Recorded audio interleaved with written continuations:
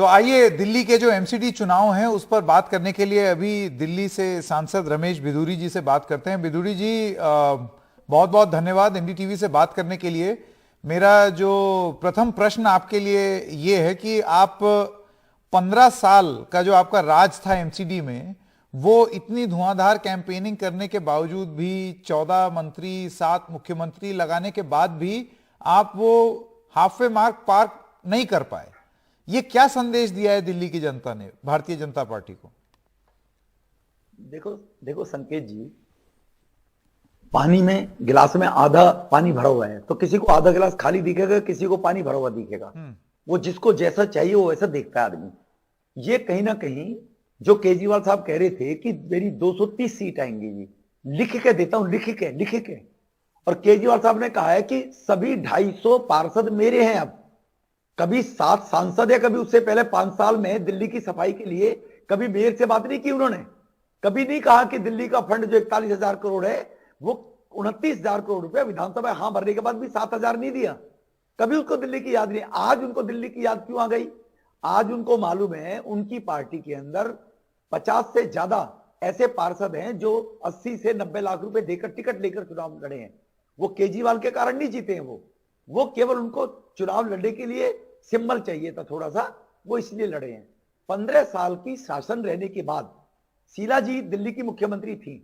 15 साल के बाद कांग्रेस का क्या हश्र हुआ आप बताइए? विलुप्त हो गई ना। आज दिल्ली के लोगों ने केजरीवाल के भ्रष्टाचार के खिलाफ भारतीय जनता पार्टी पर भरोसा रखा है कि आप ही इनको दर्पण दिखा सकते हो, आईना दिखा सकते हो। ये कट्टर ईमानदार के सत्येंद्र जैन के 3 पार्षद हार गए। कट्टर ईमानदार मनीष सिसोदिया जी के 4 में से 1 जो जीता है वो भारतीय जनता पार्टी का 2 बार का पार्षद रहा है, भारतीय जनता पार्टी का कार्यकर्ता है। वो अपने भारतीय जनता पार्टी के कारण जीता है। वो भले ही सिंबल उसके बाद आम आदमी पार्टी का है। 4 हार गए कट्टर ईमानदार डिप्टी सीएम के घर में।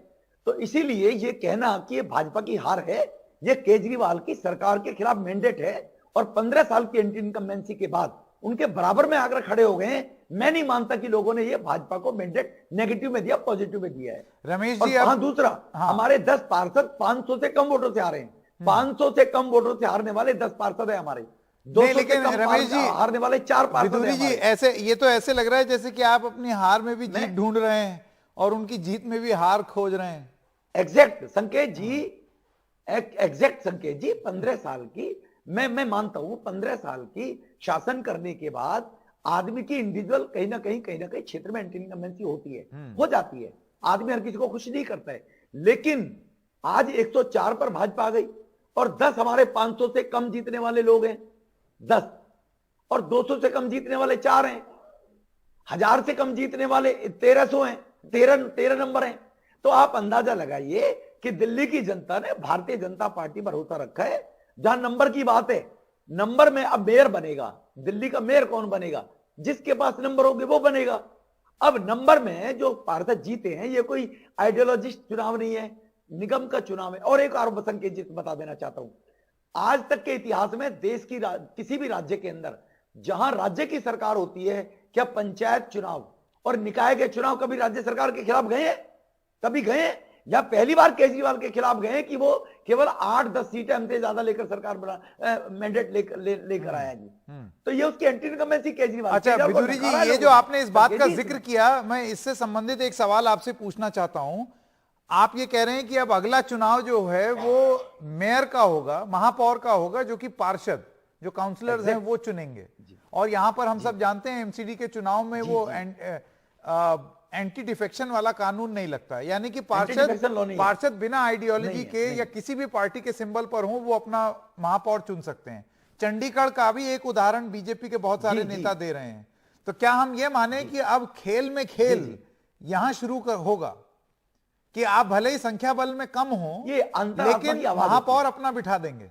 हाँ जी, नहीं बैठाना नहीं होता, लोग चुनेंगे। हम कौन है बैठाने वाले? वोट डालेंगे, लोग चुनेंगे। अंतरात्मा पर लोग वोट डालेंगे। एक आदमी नेशनल एंटी नेशनल है, एंटी नेशनलिस्ट है, जो सबूत मांगता है सर्जिकल स्ट्राइक के। एक आदमी बच्चों की कसम खाकर भी भ्रष्टाचार खत्म करने की बात करता है, मंत्री मसाज करा रहे हैं।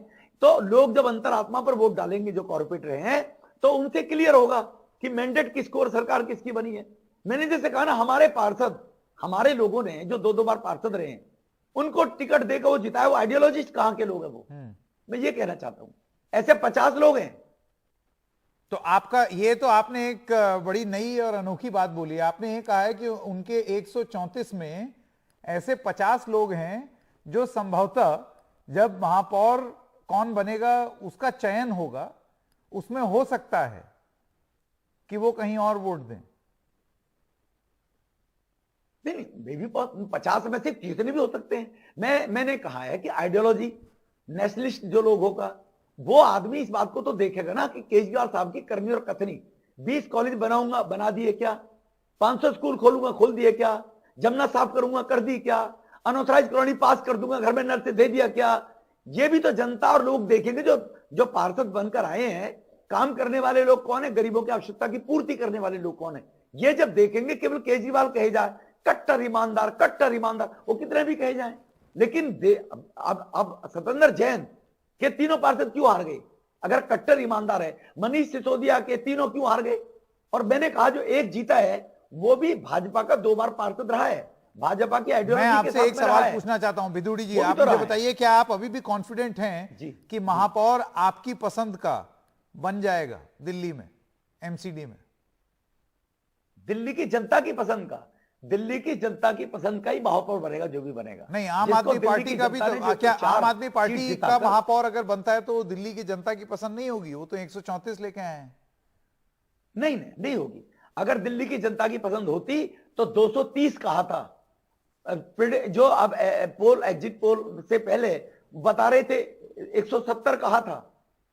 इसका मतलब लोगों ने नकारा है ना। और छोटा चुनाव है, 100-200 मोहल्ले का वोट, इंडिपेंडेंट को खड़ा हो गया। अच्छा बिदुड़ी जी, एक सवाल मैं जाते जाते आपसे पूछ दूं, आपको नहीं लगता है कि आप पर अब आरोप लगेगा कि ये आप कुछ ऑपरेशन कमल टाइप की चीज करने के बारे में सोच रहे हैं कि ठीक है ले आए 134, अब उसके बाद देखते हैं महापौर किसका?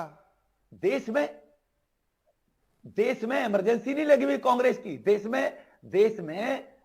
के अंदर लोकतंत्र है। लोकतंत्र में देश के हित के लिए, जन के हित के लिए जो काम करेगा, जिसके पास नंबर ज्यादा होंगे वो मेयर बनेगा। ये तो नंबर के ऊपर होता है।